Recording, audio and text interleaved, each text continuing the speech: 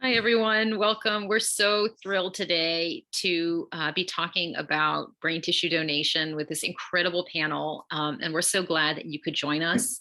I'm Gabi Conacher. I am the president and co-founder of Deep Connections and the International SCN80 Alliance. And, I was talking with Penny about the ins and outs of brain donation and the challenges that family face. And we said, let's talk about this openly. Let's have a conversation about this with the community and let people understand how this all works, how the decision-making process goes, what it looks like. And we were really lucky to be working with Hope for Harper and Penny on this to pull together, excuse me, a really incredible team today to talk about this topic. So quick housekeeping is that only the panelists are on video and are able to speak. So if you do have questions or comments, we absolutely welcome you throughout to be putting them in the chat. Have a conversation there, share what you're thinking, what you're feeling, and your questions, because we will get to those at the end. So without further ado, I think let's jump in because we have a lot to get through. I'm going to introduce to you today Penny Howard, who is a mom to a number of children, but was today what we're talking about is that she was mom to Harper, who had CDKL5 Deficiency Disorder. And together, her family made the very brave decision to donate her brain to help study those affected with CDD who came after her. So Penny is also the founder and director of the Hope for Harper nonprofit, which is working to provide hope for those living with CDD and other related diseases. And we're really thrilled to have you with us today, Penny.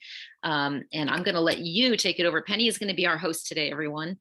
So I'm going to go off camera, and I think you're going to introduce our first guest, Dr. Jensen. So we can all pop off, and then Dr. Jensen is going to share with us. Thank you, Gabi. Thank you so much. So first, I'd like to say why this topic of organ donation is so important to me. Number one, our organization, Hope for Harper, was created in an effort to save Harper. But over time, we realized the depth of her condition and how time is a necessity for scientific results. But time for Harper, and really for all of us, is limited. So I began to ask myself the question, how can Harper continue to help within her disorder? Our sharing of experiences was already helpful within the community, but how could this continue if she were no longer here? Organ donation is not a popular topic in general, and especially within the special needs community. And I began to search for ways to make this possible back in 2013. And the path to make this happen took me 2 years.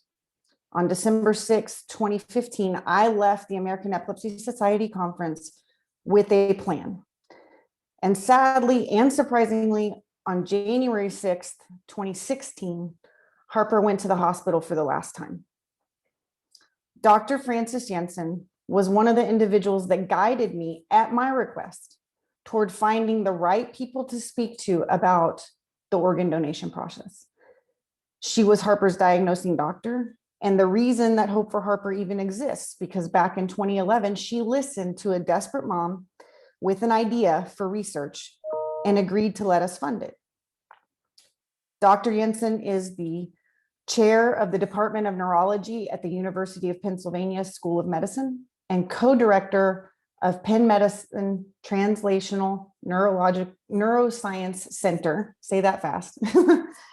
She was the first to obtain Harper's brain tissue for research, and because of the use of human brain tissue, is making breakthroughs on potential pathways to better treatments. Dr. Jensen. Well, thank you very much, Penny and Gabi, Sabrina, Angie, and everybody here today. I know this is a heartfelt sort of topic, and I'm here to represent the medical community that is your partner, and you are an indispensable partner to us. We cannot move forward with research on these diseases without patient family participation. This is on so many levels, as you know, and I feel so grateful to have happened upon this incredibly just force of nature named Penny Howard, who was able to really make real something that we had discussed many times.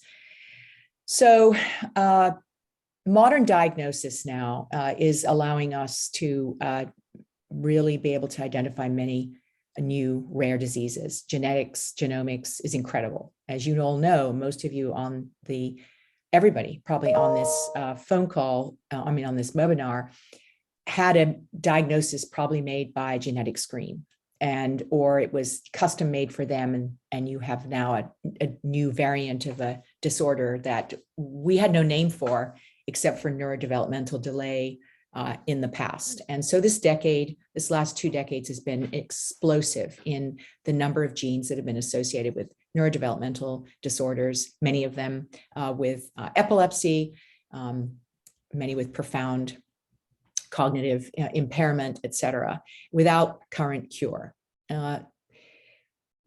Because of the time we live in, with social media being what it is, that has had a very powerful effect on getting the word out amongst family members, about the public, that there are these diagnoses that can be made. And I think what we've seen is just a huge uptick in groups that are disease specific based on a diagnosis that was given due to new technology that didn't even exist 10 years ago, even 10 to 15 years ago. I mean, Penny's daughter was one of the very first positive screens that we'd seen at Children's Hospital Boston. It was early days back then in 2012, 2013, that these diagnoses were being made, and so many have been made since. So we're dealing with more active patient groups that have actually identified around these rare disorders, something using terms that didn't even exist, certainly in the lay literature and not even in medicine, that we had these disease names, the SCN1A, this, that, and the other, CDKL5. I mean, you all know what these mean now, FMR, RETs. And so there's really opportunities, because the patient families are connected, to really try to galvanize and bring what are rare diseases, pull as many cases together to do very meaningful research. So the path, when your child is being diagnosed, you are made available electroencephalograms, MRI data, scans of their brain. And one tends to think, and blood tests that kind of say, oh, we figured out what your child has. Now, whether there's a treatment pathway or not, but it feels like it's already figured out, right? Because you have an MRI result that usually, in many of these cases, by the way, has almost no abnormalities. So it's already telling you that modern scanning is not enough. The EEGs often show, obviously, some abnormalities, and behavior, obviously, and blood tests. But there's a tendency to think that all of this sort of data that's gathered from the living patient that's it. We've got it. We don't need to do anything more. And that evaluating actually the tissue itself is kind of passé. They used to do that in the last century. We don't need to look at the brain anymore. We've got all this technology, and it's so not true. And I really want to emphasize that we have now, with the incredible advances in molecular neuroscience, cellular molecular neuroscience, the ability to create stem cells from tissue, iPS cells, pluripotent cells from actual brain tissue or blood, has revolutionized our understanding and beginning our inquiry into the molecular underpinnings of these diseases, which turn out to really open up targets for therapy that you couldn't get from an EEG, you can't get from an MRI, you can't get from a blood test. So we are deeply dependent upon actually seeing the actual brain tissue from patients that have passed away with these diseases. We're building models, animal models, based on the genetic mutations that we can get, sure, by blood, but we don't know if they're actually creating anything similar to what's actually in the human brain in one of these cases. So having the ability to actually validate a mouse model, for instance, and I'll just stay with CDKL5 for a second. There are some mouse models built on mutations that blood tests revealed, but we don't know if they look anything like, the human brain. We didn't until we were able to see some of the brains of patients and recognize, oh my goodness, the abnormality in that receptor is there in the human brain that we're seeing in the animal model. Now we can go forth with a treatment in the animal to see if we've got new treatments. It's very helpful for validating, and also looking at the human tissue, we discover things like inflammation that we couldn't see on the MRI, things that you can't see with that level of resolution that might actually be new clues, or subtle developmental abnormalities that now explains that behavioral difference that we couldn't see on the MRI. So in my case, using CDKL5 as an example, we knew that Harper, like many children with CDKL5, had a really refractory epilepsy, and it was coming and going and responsive variably to certain drugs, and then that the seizures would find their way back, which is a neurobiological phenomenon of sort of neuroplasticity, a rewiring to get those seizures sadly back of a hyperactive brain. And Penny tried and looked at many different treatment angles, and actually found that that Harper was quite responsive to cannabidiols. And so that was an interesting observation, but nobody really understood why. Why would that be the case? So sadly, when Harper passed, we had all these questions, and the animal models were starting to show some things. We knew Harper had a lot of seizures, for instance, in this case. And by being able to access, after careful discussions with Penny, who really led this, was asking, like, how can we use Harper for the greater good so we can understand what happened to her and how we can find new treatments. We got the tissue and indeed began to interrogate it, and saw actually some things that we'd been investigating in the animal model. And it led to one big publication we had, and now another one that's underway, looking at changes in synaptic receptors. So neurons have synapses talk to each other, and there's some subtle abnormalities that are happening in these brains, but not big ones, which is exactly why you don't see much on MRI, right? But when you looked under the microscope, there were significant abnormalities. And what was interesting is that when we looked at a particular receptor that we saw was altered in our animal model, and we actually went to use a treatment targeted to that receptor, and it seemed to reverse the animal's cognitive impairment and epilepsy.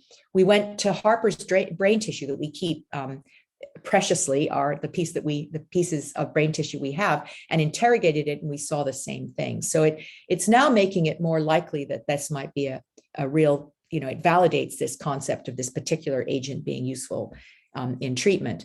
And then we had a patient derived question. Why did cannabidiol work to some extent in her? So we went back, looking at her endocannabinoid receptors. We've got an animal model similarly, and we showed, yes, the animal model showed a significant improvement with one of the cannabidiol agents, helping validate that this might be an angle to manage or co-manage with other drugs, CDKL5 brains. We're still underway.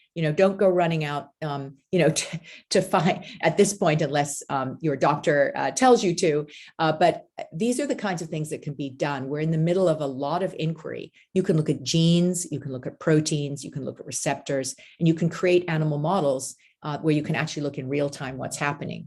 The other interesting thing that happened was that this tissue was also made available to a group out in California that ended up making organoids out of her tissue, and they used brain cells and then created sort of pluripotent cells from that, and have living tissue from that actually has a lineage back to Harper's brain. And that, we believe, is over time, as that technology improves, is another very promising way to use this tissue. So do not underestimate, this is the main headline of this, the impact that human tissue can have on our research in laboratories, as we are bringing more and more molecular inquiry that used to be just in the test tube into patients.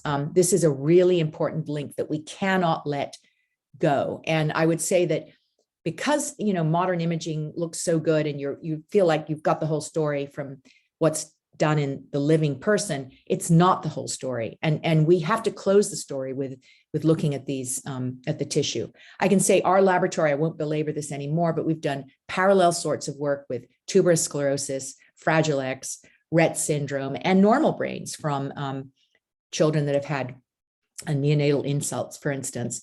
And my colleague, Delia Talos, who I see as one of the attendees, who's an assistant professor at Penn, and I have worked for many years on a number of these other disorders, where we can similarly tell you that the human tissue validation of what we thought we were seeing was critical to move the field along. So I think I'll stop there. But one of the important things about your groups is that each of you probably has some deep connections with scientists that are interested in your area. And we as scientists feel blessed by the relationships we can strike with you as patient families. And when you talk to patients, there's always more. And we're picking through things, nonchalant comments you might make. We're like, wait a minute, what did you just say?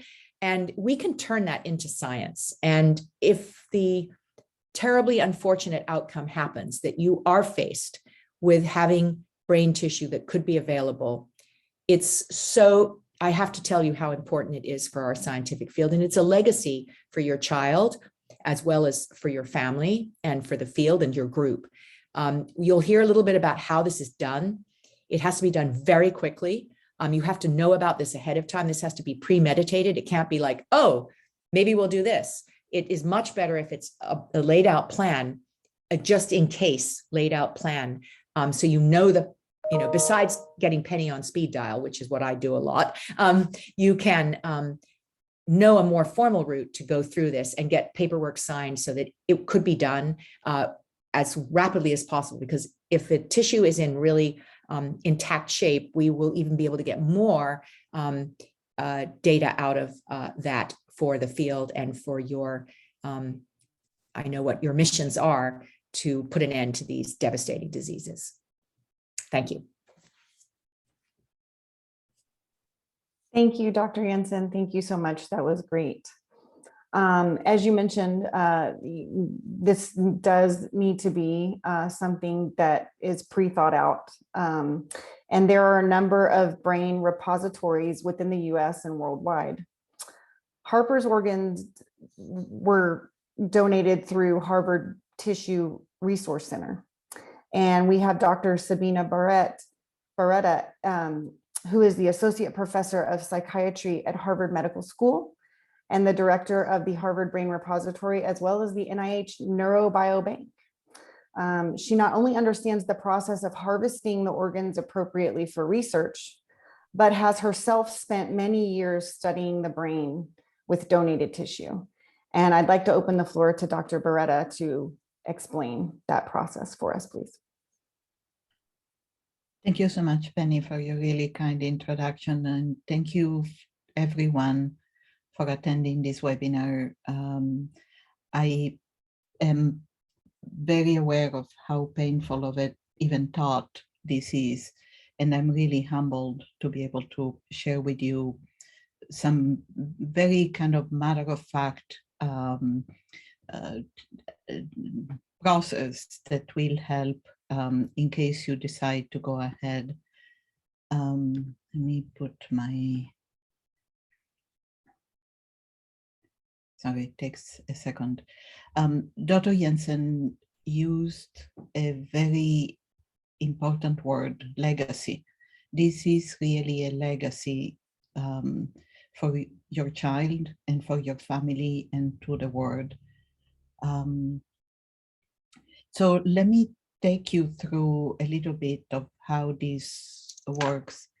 I just want to make sure you see the correct screen. Looks great. Okay, great. Thank you. Another way to put it is that a brain donation is really a gift of knowledge, because we, as Dr. Jensen so aptly pointed out, we can know so much about studying the brain of people that suffer from these really terrible disorders. And the field of neuroscience is really in a moment of really, really exciting discovery, made possible but by methodologies that we were dreaming about even a few years ago. So we can find out so much more about these disorders that we have ever been able to do. So let me tell you a little bit about our tissue repositories and how it works. The Harvard Brain Tissue Resource Center is one of 6 NIH Neurobiobank sites. So a network of tissue repositories funded by NIH, and our shared mission is to advance research on the human brain and on disorders of the nervous systems, including a very broad variety of disorders, particularly in our case, focusing on specific disorders such as neurodevelopmental, although we can accept a very broad variety of brain conditions. And the way we do this is by collecting post-mortem, after that, human brains from across the country, and I'll tell you a little bit about how it is done, and then redistributing them to investigators, not only within the US, but across the world. So each brain donation goes into several dozens or more studies from investigators focusing on that particular disorder and with a very broad range of expertise. Ultimately, of course, the goal is to identify not only causes and brain changes underlying these disorders, but these eventually represent potential targets for treatment. I want to emphasize briefly the Neurobiobank, again, funded by NIH as a unique repository network, several different brain banks. 4 of us can recover across the country. So there is plenty of opportunities to donate a loved one's brain if a family chooses to do so. And we're very, very fortunate to collaborate with several foundations that are really playing an incredible role in furthering research on brain disorders. And I'm very proud to add foundations and advocacy groups represented in this call, as well as several others that are focused on rare genetic disorders affecting neurodevelopment. So how does this work? Very briefly, what do we do? We are a national resource for collection and distribution of specimens. We have collected over the years over 9,000 brains.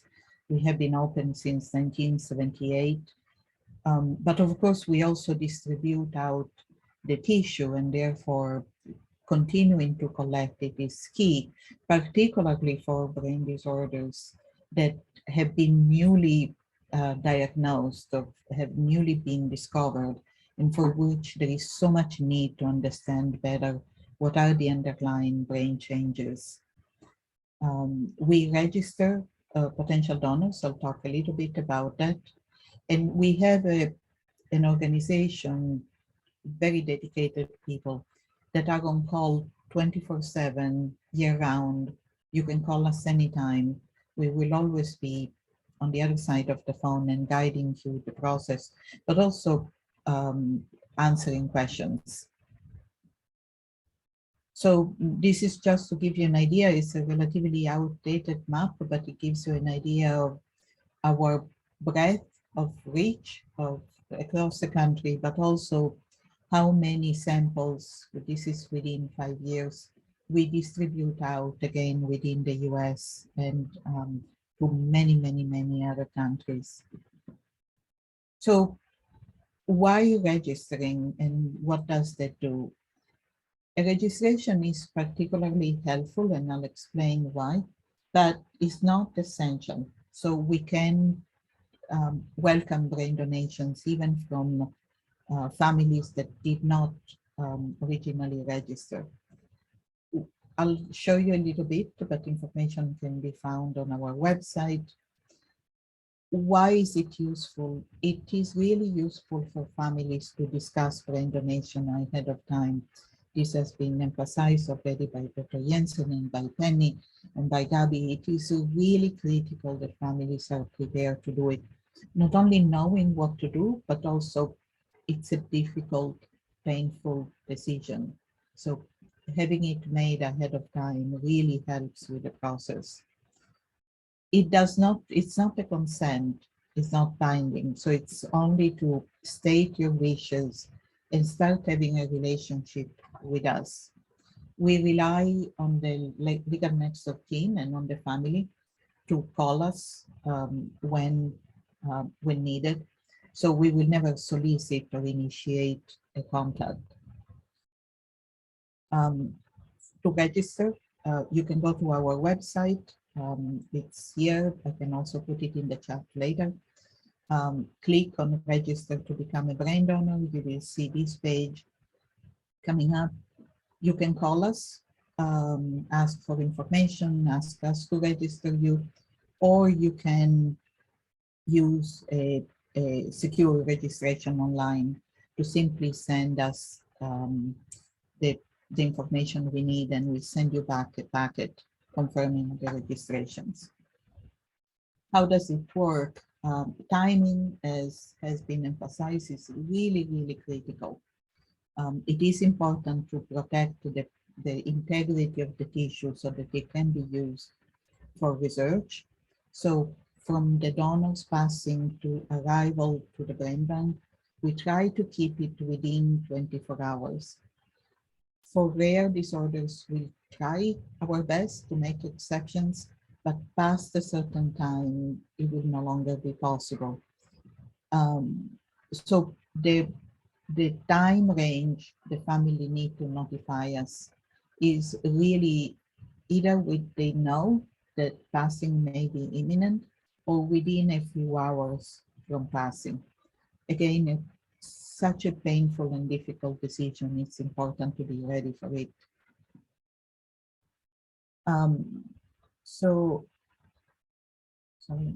Yes. How do you initiate a brain donation? You call us. 1-800-BRAIN-BANK is an easy number to remember. And our donation coordinators will receive a call to perform a screening process and review and inform consent with the family. We try at that point not to burden the family with any other process, paperwork. We'll do the rest later on. We'll take care of everything, and importantly, the family is not asked to contribute to any expense related to brain donation ever. We will arrange for brain recovery, for transportation to the brain bank. And I'm gonna pause here for a second to discuss really what is the most difficult part of our work, which is that at times, despite our best effort, we are not able to accept a brain donation for a number of reasons. It is rare, and we really try hard, but there are several concerns, several reasons we might not be able to accept it. One is the brain may not longer be viable for research. Prolonged time on a respirator is one of the reasons, but again, we try to make exceptions whenever possible, particularly for very rare disorders. There are several potential safety concerns. They are very often not the case for this group, but we try to screen out, in general, donors that may be infectious. And finally, there are logistic factors. We were called 2 days later. We completely understand why the family would do that, but we are no longer able to recover. At times, finding recovery specialists, our partners, may not be possible depending on circumstances.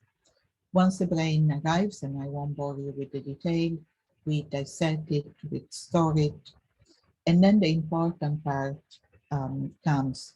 We need to collaborate with the family to collect health records and other information about the donor. And this is really, really critical for research.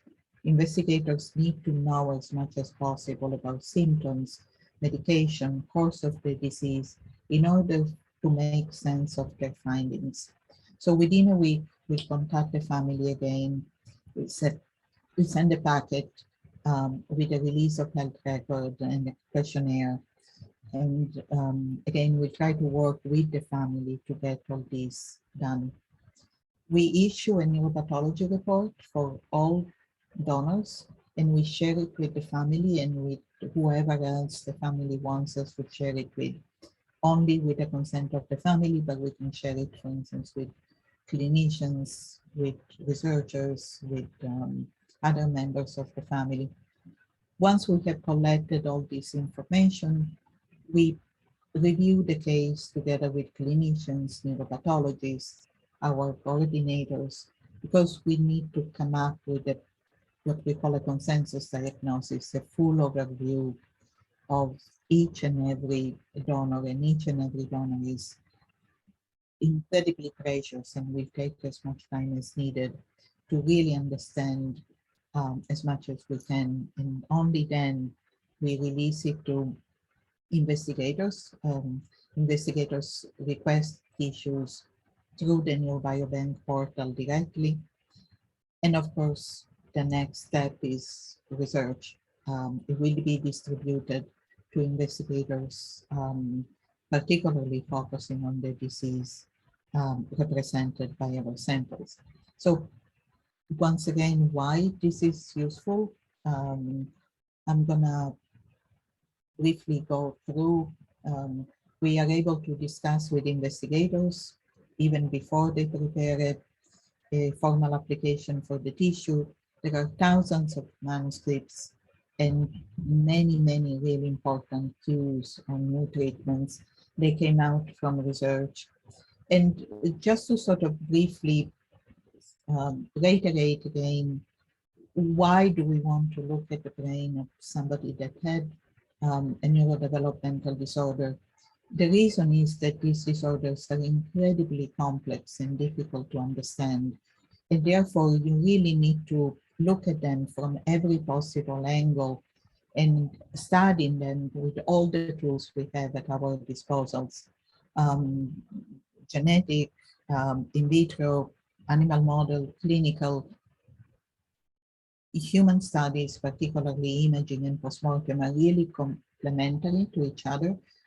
Imaging has the advantage of seeing the brain as it functions, testing it dynamically, assessing the person clinically, but does not have the resolution that is needed to understand the molecular and cellular changes.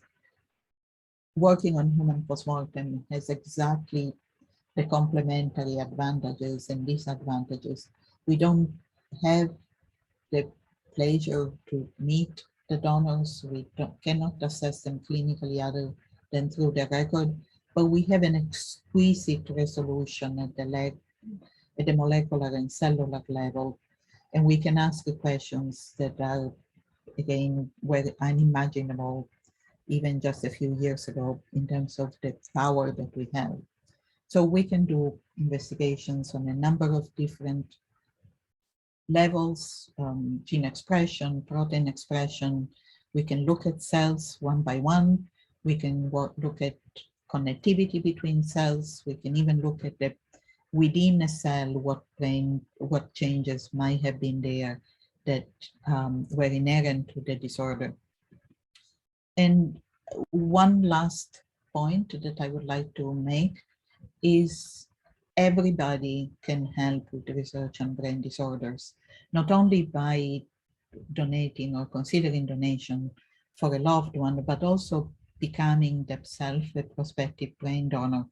And the reason for that is when we study brain disorders, we need a comparison group. We need a group that was not affected in order to compare it with the donor that were affected.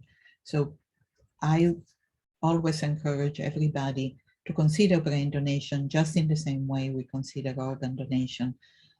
When I pass, I will want my family to donate my brain, whether at that point I'll have a condition or not, because in any case, it is truly a legacy and a gift to our society. And with this, I really would like to thank all tissue donors and their family. Without their generosity, no research would be possible, no new findings at the level that I described would be possible. And of course, the NIH Neurobiobank for funding us, and of course, and most importantly, this audience for your very kind attention. Thank you.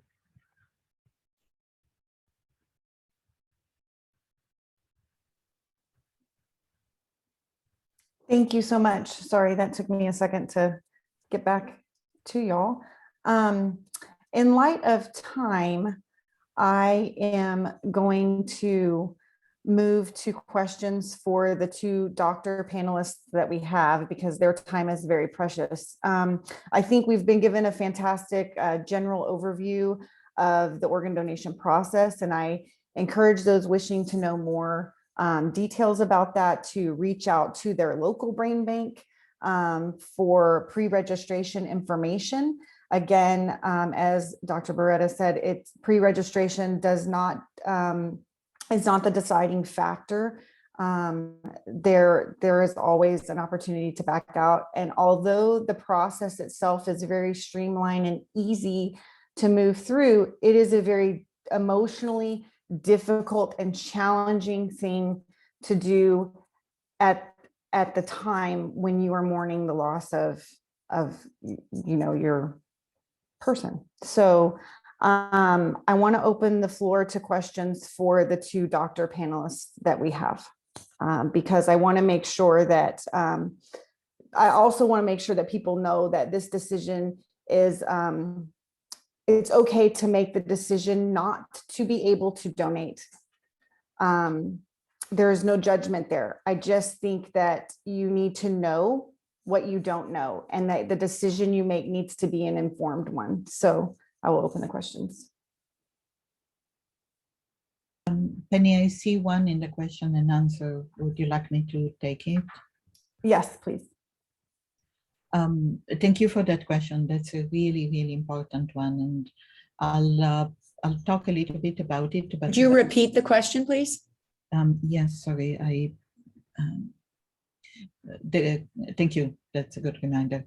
The question was, can Dr. Beretta summarize the differences in the burden need for engagement with the family when they have pre-registered or not? For instance, time to reconfirm versus initiate. Do families still need to meet with research team and provide detailed data on the child within a week of passing, even if they have pre-registered? Those are very, very important questions. Thank you for asking them. We try to burden the family as little as possible. We will not ask you to meet with us. Within a week, we send a packet. We call it a condolence packet. It has a condolence letter, plus the release of health records and a questionnaire. The questionnaire is in either in paper form or in electronic form. You can fill it at your leisure. It is often a good time to kind of consult with other family members or with clinicians in order to answer our questions. But it does not need to be done within a week, and it does not need to a meeting with us. During the registration, we do not, at least at the moment, gather a lot of information about the donor, or at least not enough for what is needed for research. So the information is collected later on. But again, your role will be to fill in a questionnaire when you're ready. It doesn't have to be within a week or even within a month. We know that it takes time. We might remind you after a few months if we haven't seen it, and to sign and send the release of health records so that your clinician, hospitals will be able to release the record. Please let me know if there are other questions or if I didn't answer fully. I just want to emphasize our clinical liaisons can be called at any time during office hours. I can be reached out to any time to answer more questions and more concerns. So it is really important that you do it so that you really know how it works and have all your questions answered.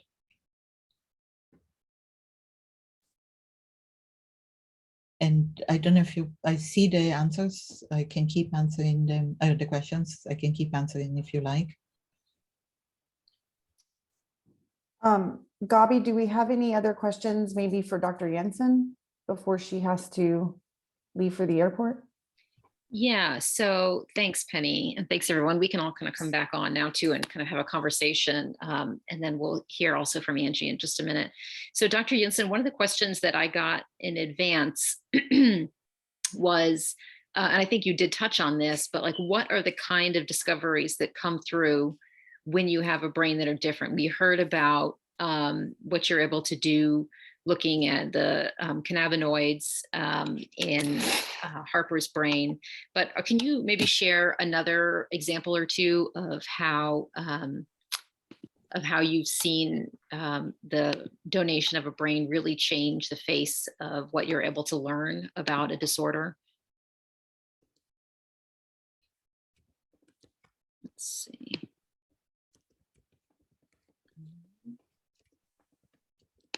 See if she's there. There we go. Hi, I couldn't unmute or Yeah, out of my control. technology. So I think actually the Dravet field is a good example of this. We're recognizing that Dravet is not Dravet is not Dravet. You know, there are many, many, many, many forms of something that was a catch-all diagnosis of that. This was a pattern. This was a kind of a neurodevelopmental disorder associated with refractory epilepsy that was called Dravet. Dravet syndrome has been around as a term for, I don't know, probably 100 years.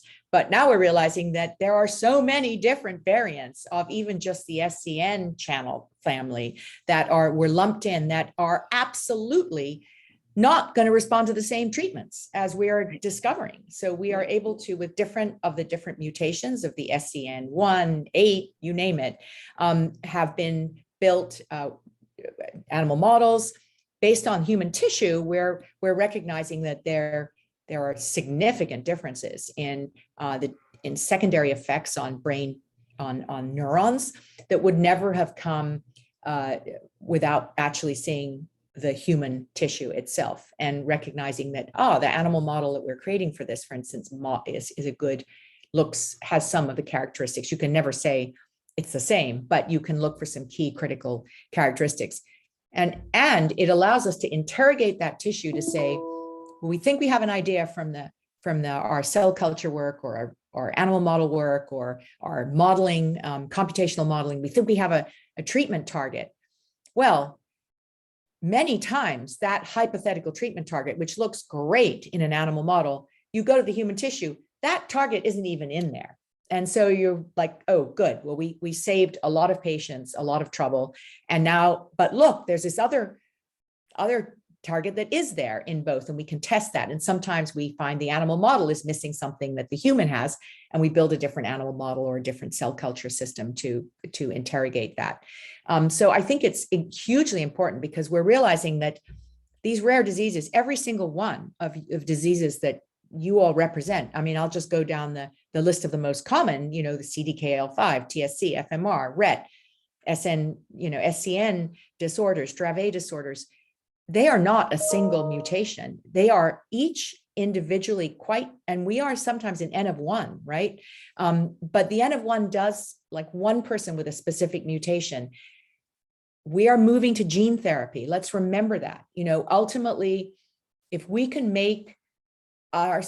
understand the variations, but realize that, well, there may be 23 SN8 mutations, SCN8 mutations, but actually they all have in common this common root abnormality that we're going to target that. We're going to target that, not the individual slight mutations in the channel itself, but we're targeting the thing right underneath the channel that's always abnormal.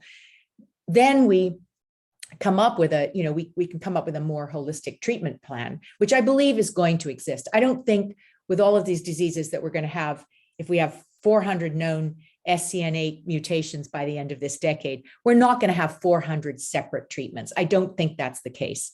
I think we are going to resolve to, look, the patients do look similar to one another. So there are some very common pathways, but understanding how each of these different mutations contribute and the slight variations we're going to see in the human brains with these, because it is a human disease, will allow us to resolve that common final pathway better. And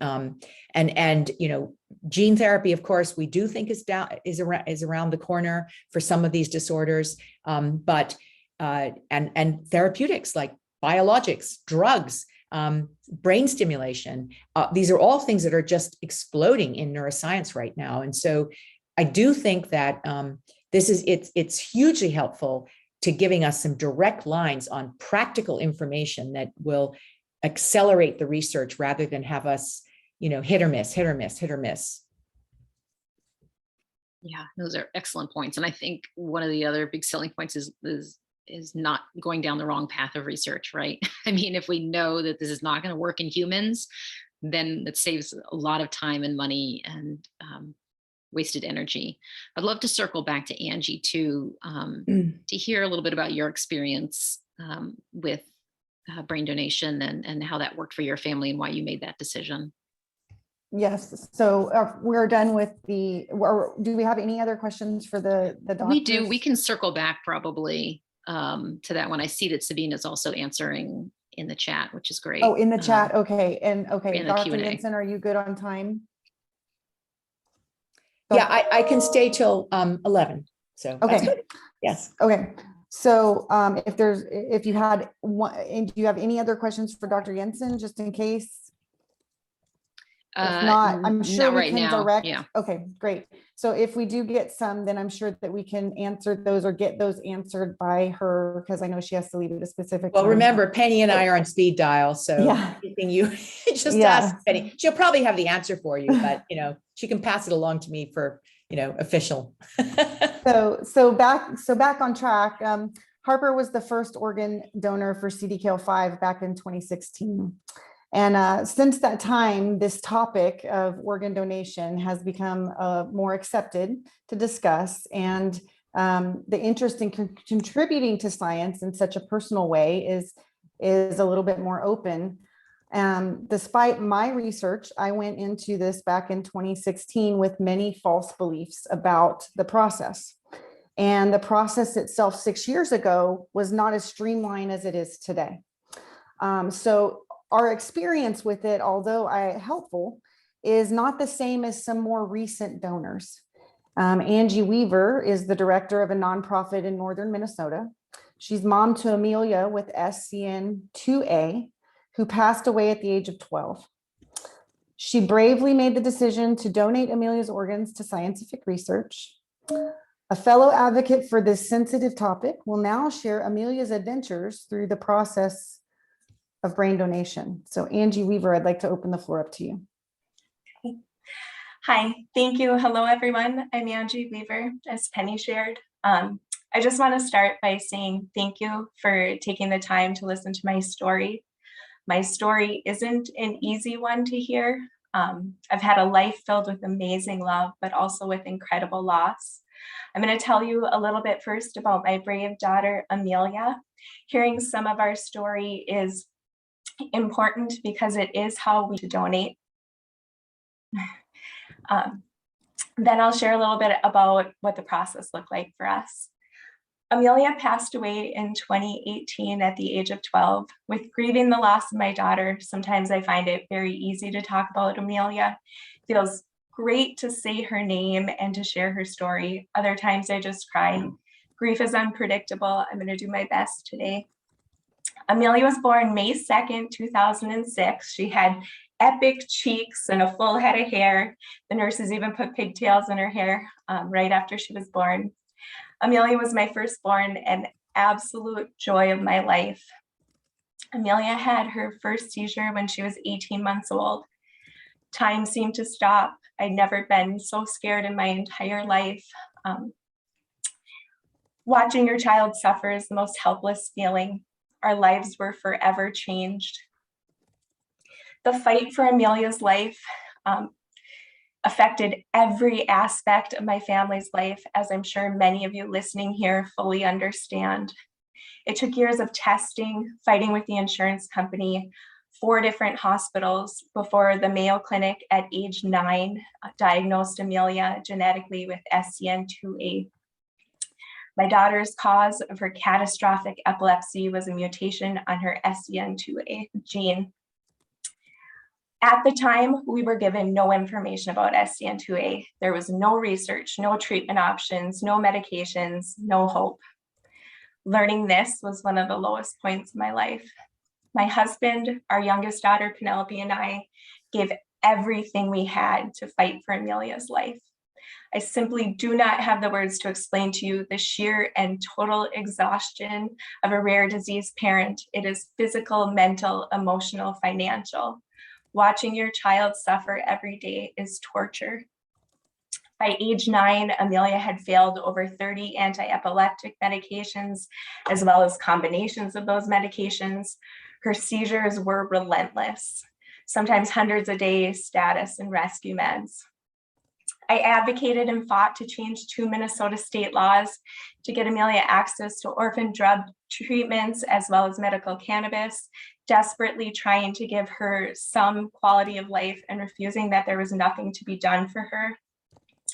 There came a point where I decided if I was going to fight a battle, I wasn't going to make the next parent behind me fight the same one. Our family motto became fight on, and everything was a fight, from getting Amelia's care, her medications, her treatment options, just to raising my daughter in this inaccessible world. Instead of becoming bitter when we were told that we couldn't access something for Amelia, we fought on. We fought for every moment of Amelia's life. She battled persistent, life-threatening seizures, but she didn't let that define her. If Amelia wasn't in the hospital, she was living life. Amelia, even though it was really hard to take her out of our well-adapted home, we wanted to give her a life worth fighting for. She loved to travel.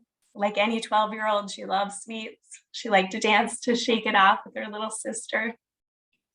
Amelia received her diagnosis right when the family's SCN2A Foundation was just beginning to form. In the years that followed, our SCN2A community truly became our family and the support we needed to fight on. In the years that followed, Amelia was always fighting on by participating in research, having fundraisers, spreading awareness. And she continues to fight on even now through the donation of her organs and tissue. I know that's something that Amelia would be incredibly proud of. Now that I've shared a little about Amelia and our lived experience, I want to tell you how we came to our decision to donate. My family lives in a really small town in northern Minnesota. The closest hospital that could handle the care of our rare warrior Amelia was the Mayo Clinic, which is about 300 miles away. Well, we frequently made that drive for Amelia's care and many specialist appointments. If it was a true emergency, Amelia needed to be flown by LifeLink to the Mayo Clinic from our small town. The first time we almost lost Amelia, she was 9 years old. She survived the LifeLink flight and long PICU stay, but just barely. This is what led my husband and I to our conversations on donation. I like to make sure to tell all my rare disease parent friends, it is best to have this conversation when your child is not in medical crisis, if at all possible. What it came down to it for my husband and I is this: without donations of this kind, children like our daughter Amelia will continue to suffer. We are in a battle of life and death. Our children in the rare community do not have time. I didn't at the time, and I continue to feel this way, want one more family to feel the unbearable pain of losing their child. I will share that I am coming up to nearly 4 years since I last held my daughter in my arms.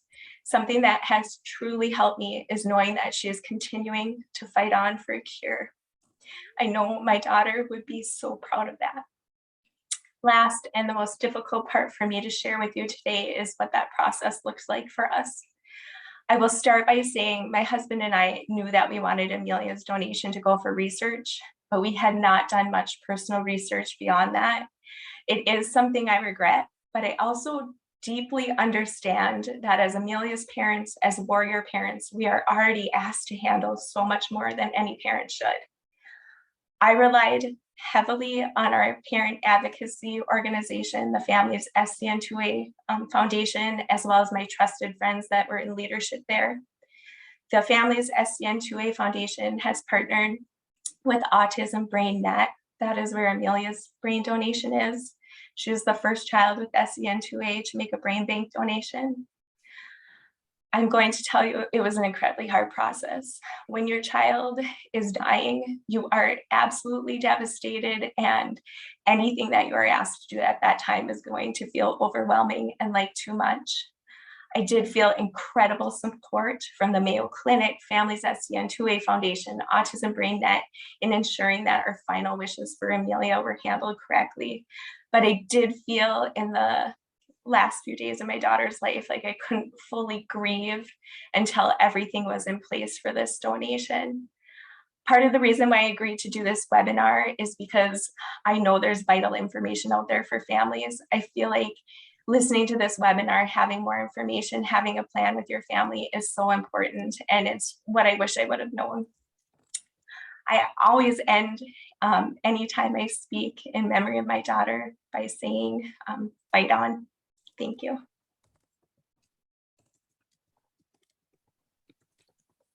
Angie, thank you so much. I'm definitely wiping my eyes here.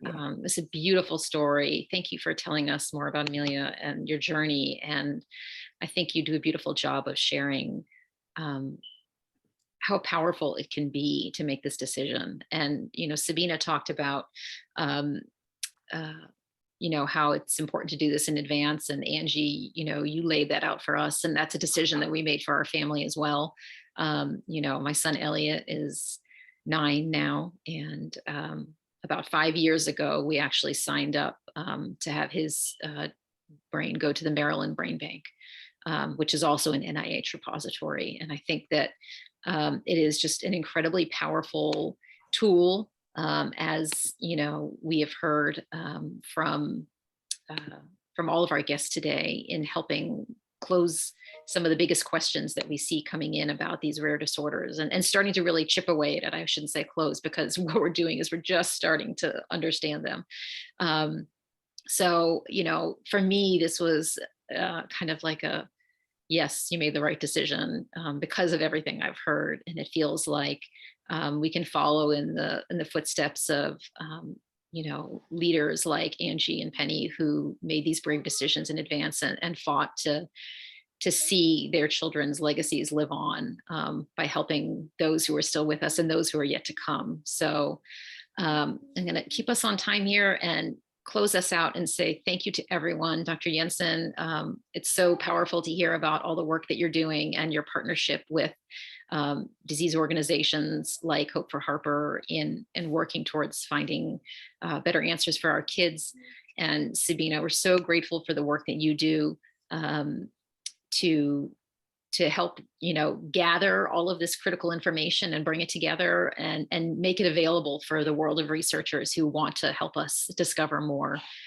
So I'll just close out by really saying a wonderful thank you to all of you. And to we will have this webinar up online within a few days. I'll share that we also have a number of other webinars coming up in the coming weeks. It's summertime and seizures are always looming, but you know, we can plan ahead. So we have a couple of different webinars on seizure action planning and updating your seizure action plan, one in English and one in Spanish. So si hay alguien aquí que habla el español, then con nosotros we'll be joining and in Spanish for the first webinar we're having in Spanish. We're really excited about.